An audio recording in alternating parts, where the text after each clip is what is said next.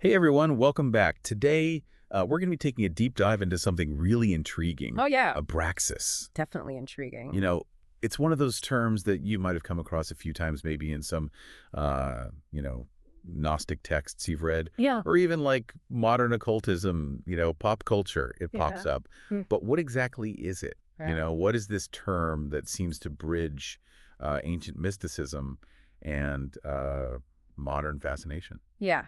So that's what we're here to figure out. Absolutely. We've got kind of a diverse stack of sources for this one today. Okay. We've got encyclopedia entries, All right. articles that kind of explored uh, the symbolism of Abraxas, Okay. and even a personal interpretation from someone that takes a cue from Carl Jung. Interesting. So Yeah, it's going to be a real deep dive for sure a real deep dive. into a world of mystery and hidden meanings. Exactly. Let's go. Exactly. So to kick things off, let's go back to the basics. Okay. Our first stop, the JewishEncyclopedia.com, tells us that Abraxas first appears in the world of Gnostic magic, specifically tied to a Gnostic teacher named Basilides, Okay, who lived around the 2nd century AD. gotcha. Now, for those unfamiliar, Gnosticism was this early Christian movement that sought knowledge, Right. gnosis, Yeah. as a path to spiritual liberation. Okay, They believed in a hidden higher God right. and often incorporated elements from other spiritual traditions, Interesting. creating this really fascinating blend of ideas. Yeah, that's what's so captivating about Abraxas. Yeah. Is that it's not, a one-size-fits-all concept. Right. It's been reinterpreted and reimagined across time. Yeah. And that's what makes exploring it so rewarding. Absolutely. So Basilides, he was a bit of a trailblazer himself. Definitely. He believed that there were 365 spiritual realms, Oh, wow. a concept that feels almost cosmic in scale. Cosmic, yeah. Right. Yeah. He saw Abraxas as the ultimate power, the supreme force governing all of these realms. That's pretty mind-blowing. It is. But especially when you realize that the numerical value of the Greek letters in Abraxas Yeah. adds up to, you guessed it, 365. 365. Coincidence? I think not. I think not. The encyclopedia also delves into the origins of the word itself. Okay.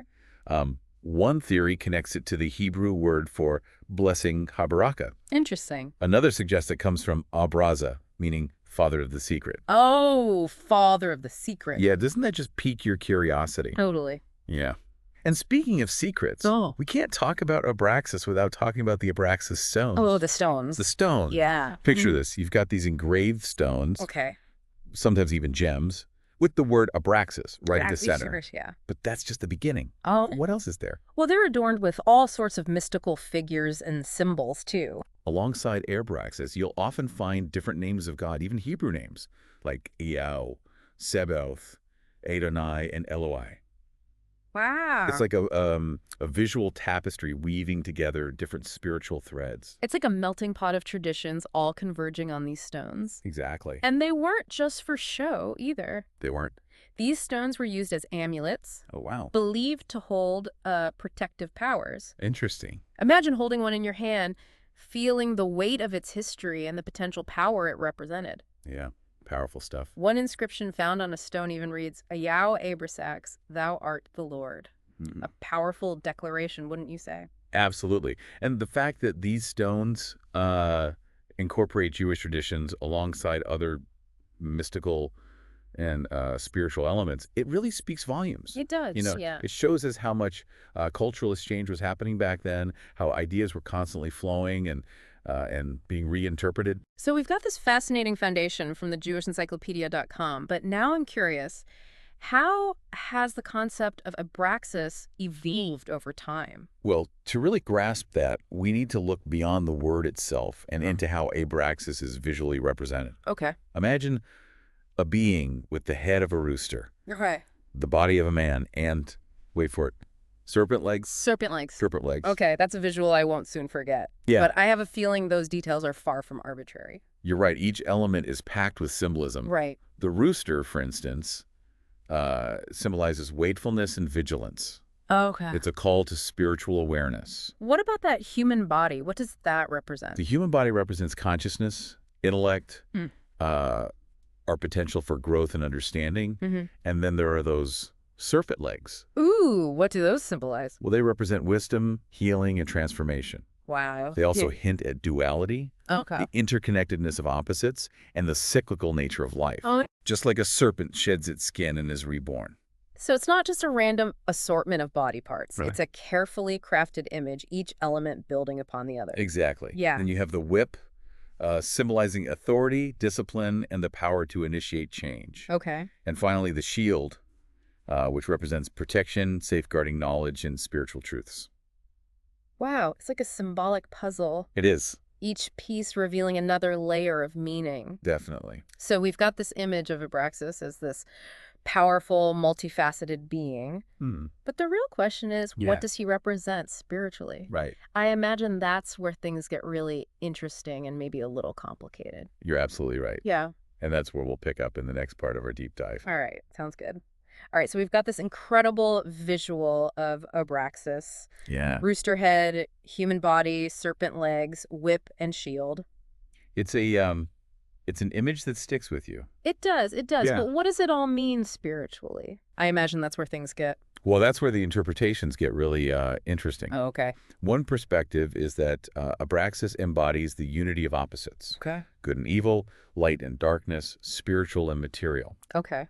This aligns with the Gnostic idea that true understanding comes from moving beyond those binary categories and seeing the interconnectedness of everything. So it's not about choosing sides, but rather acknowledging that both sides exist. That's it. Yeah. And are essential parts of a greater whole. Okay. Then we have Basilides' interpretation Right. of Abraxas as the supreme god ruling over those 365 heavens, Yeah. symbolizing the vastness of the cosmos and the cyclical nature of time.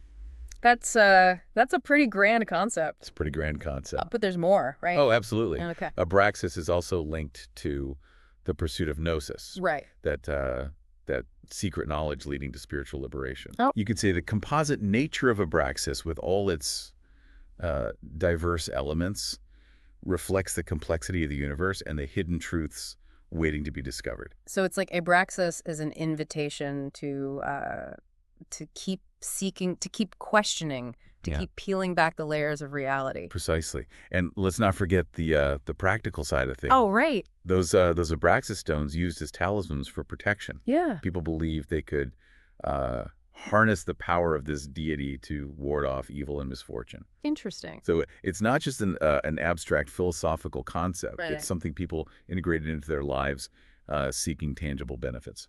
That's Yeah. that's fascinating how a concept can bridge the gap between lofty spiritual ideas and everyday practices. Right. But you mentioned Carl Jung earlier, and Yeah. I'm really curious to hear about his take on Abraxas. Oh, yeah. He had a knack for diving deep into the symbolism of the unconscious. He did. And Jung saw Abraxas as a symbol that transcended the simple dichotomy of good versus evil. Okay. In his 7 Sermons to the Dead. Mm-hmm. He describes Abraxas as a god embodying both creation and destruction. Okay. One quote that captures this duality beautifully is, Abraxas is the sun and at the same time the eternally sucking gorge of the void.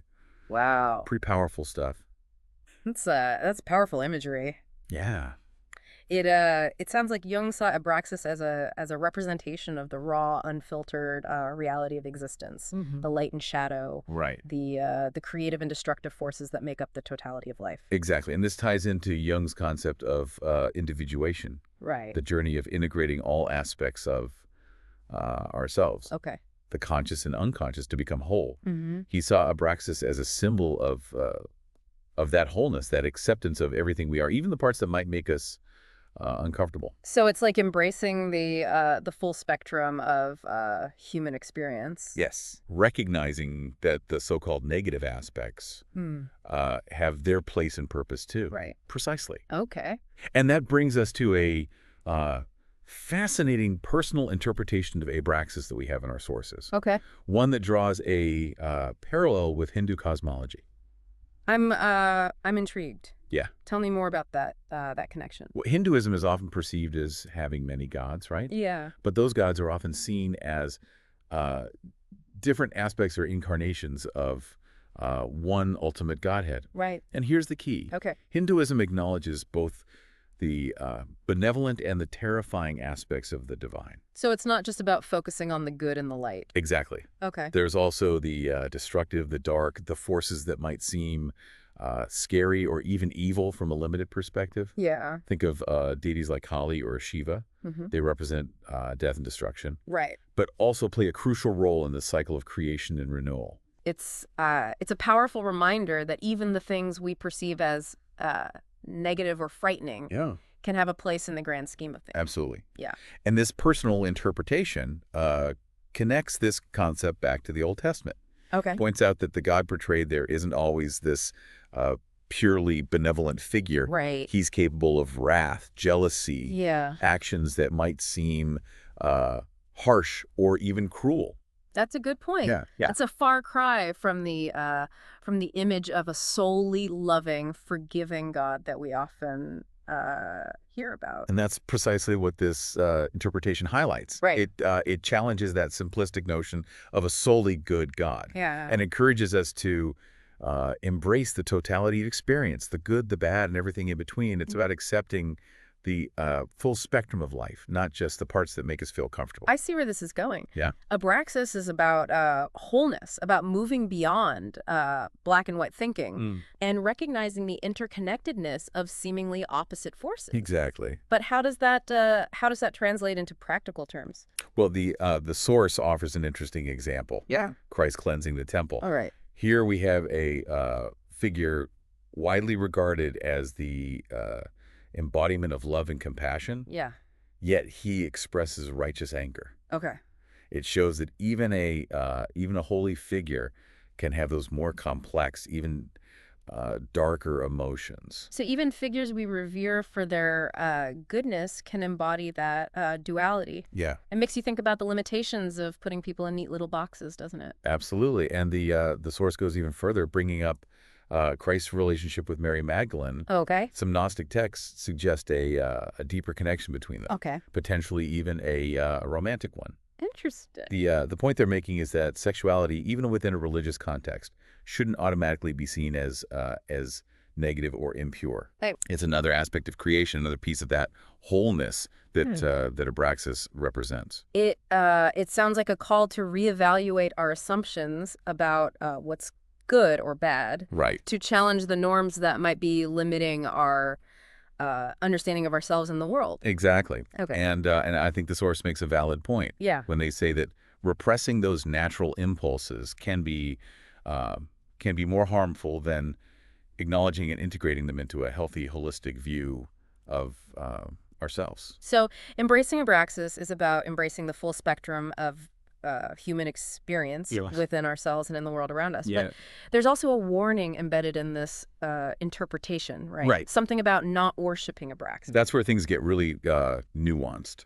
Okay. The source cautions against fixating on Abraxas as a pre-moral force because it could lead to a kind of nihilism, Right. the belief that nothing really matters, that there's no distinction between good and evil. So how do we reconcile that with the idea of embracing the totality of experience? Yeah. It seems like a contradiction. It's a tricky balance for sure. Yeah. The key, I believe, is to acknowledge the complexity of existence without falling into the trap of thinking all choices are equal, Right. or that morality is irrelevant. Okay. The source suggests that we need to develop our own personal moral code, even if it diverges from societal norms to guide our actions in the world. That makes sense. Yeah. It's like saying we can recognize the limitations of human-imposed categories of good and evil Right. without completely abandoning the idea of ethical decision-making. Yeah. We can strive to see the world through a less judgmental lens without losing our own internal compass. Precisely. We can try to understand the forces that might lead people to make choices we disagree with without condoning those actions Right. or abandoning our own sense of right and wrong. Right. It's about holding those seemingly contradictory ideas in tension, recognizing that reality is rarely black and white. This whole discussion of Abraxas has really gotten me thinking. It's challenging my usual way of seeing things, prompting me to question my assumptions and consider new perspectives. Right. It's like opening a door to a whole new way of understanding the world. And that's the power of engaging with these kinds of symbols and concepts. They could be catalysts for personal growth, for expanding our understanding of ourselves and the world. Right. They challenge us to think critically, to wrestle with difficult questions, and to move beyond simplistic answers. So where do we go from here? Right. What are some key takeaways that we can leave our listeners with as we wrap up this deep dive into Abraxas? I think one of the most important points is that Abraxas might represent nature itself, a force that operates beyond our human-made categories and moral judgments. Right. It's about recognizing the interconnectedness of everything, the way that even seemingly opposite forces are part of a larger whole. It's a reminder that we're all part of something much bigger than ourselves, connected in ways we may not always perceive. And the source brings up a great point about how we as humans tend to categorize and label everything. Oh, yeah. It's like in the Genesis story where Adam names all the animals. Right. We're constantly trying to define and differentiate, but perhaps that's actually obscuring our ability to see the true unity of existence. It's like we're so focused on drawing lines and creating boundaries that we miss the bigger picture, the web of relationships that connects us all. Exactly. And the source even suggests that experiences like those reported by psychedelic users, where people feel a sense of oneness with everything, might actually be glimpses into a deeper reality that's beyond our everyday perceptions. That's pretty mind-blowing. Yeah. So are you saying that pondering Abraxas could actually help us navigate the complexities of our own lives? I think it has the potential to do that. Okay. It encourages us to be less judgmental, to accept the full spectrum of experience, and to recognize the interconnectedness of everything. Right. It's a reminder that there's more to reality than meets the eye, and that embracing that complexity can be a path to greater understanding and personal growth. It's like Abraxas is a doorway to a whole new way of seeing the world. Yeah. A way that's less about rigid categories and more about embracing the mystery and wonder of existence. And that mystery, that sense of wonder, is something I think we could all benefit from cultivating in our lives. It's what keeps us curious, open to new experiences, and connected to the magic of being alive. Yeah, it really makes you think, doesn't it? It does. This idea of a figure like Abraxas existing beyond our typical ideas of good and evil. Could it actually offer a different way to look at the challenges in our own lives? It's a compelling thought. Imagine if we could set aside those rigid moral judgments, even for a moment. Right. It might allow us to see ourselves and others with more compassion, to understand the complexities that drive our actions. It's like taking off a pair of glasses that have been distorting our vision. Yeah. Right? That's a great analogy. Suddenly we see things in a new light with more nuance.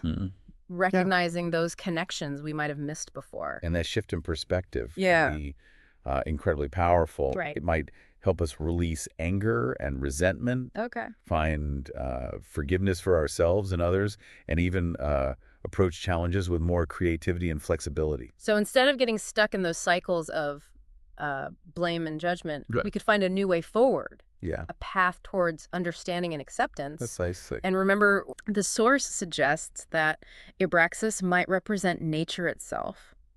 Nature doesn't operate based on our human concepts of good and evil. Right. It simply is. It just is. And thinking about Abraxas could inspire us to embrace the full tapestry of life. Yeah. With all its messy, complicated threads.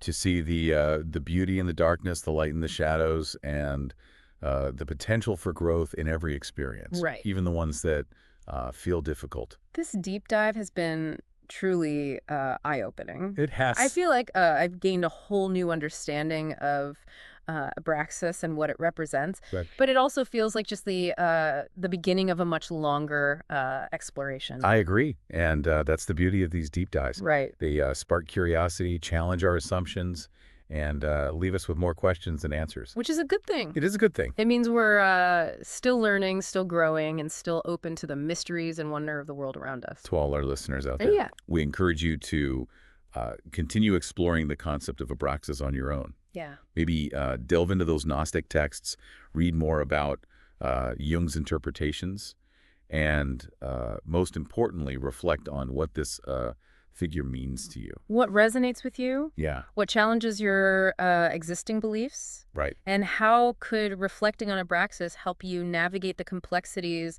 of your own life? Let us know what you discover. Yeah. We'd love to hear your thoughts and keep this conversation going. Because the more we engage with these powerful symbols and concepts, the more possibilities we open up for understanding growth and transformation. Thanks for joining us on this deep dive into the world of Abraxas. Until next time, keep seeking, keep questioning, and keep diving deep.